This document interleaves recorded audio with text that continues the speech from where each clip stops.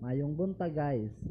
Karon kay gipakuan man ta, emergency duty man ta sa gym, kay naa daw championship na dula sa Republic. Ay mo duty ta. Ay pag-abot na ako sa office guys, pagtan-aw na ako sa pultahan, agoy wala masira kay guba man day ang pultahan. So atong buhaton guys, atong reparon. Kay mabala ka man ta sa mga nabilin diring mga gamit. Hindi totoo yan. Bola lang yan. Nabay mga naka-MR ani kang Sir Bubong baya. Loy kay Sir Bubong umawadan. Galing ha? So mauna ni atong gigamitan og mga pinagbabawal na teknik. Gunggong!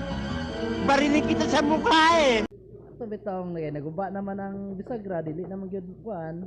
So ang katong iyang bangag atong gipanggamitan og mga stick ba, atong gisuksukag stick para ang katong iyang kuan hugot og balik.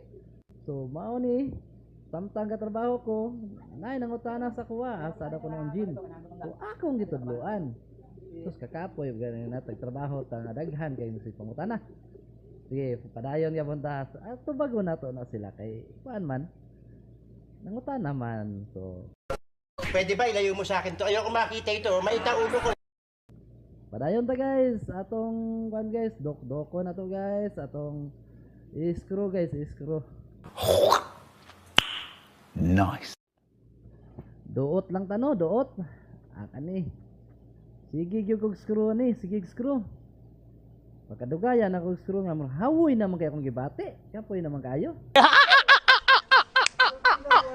Napagyoy magsigig panawag, pero okay ra. Kay nalingaw man ko, nalingaw man. Wa na gyud, pwedeng hawoyan na gyud sa akong kamot. Pero padayon gyapon ta. So, ay atong i-check ni kuan, kinahuman naman. Human naman gyud ni, wala tayo mabuhat, kinahuman naman. So, kani, check na to ni og okay ba? Sige mo na ni. Try na to lock ang mga lock niya. So, tanaw na to. Okay, atong gibuhat, effective. Mana guys, salamat.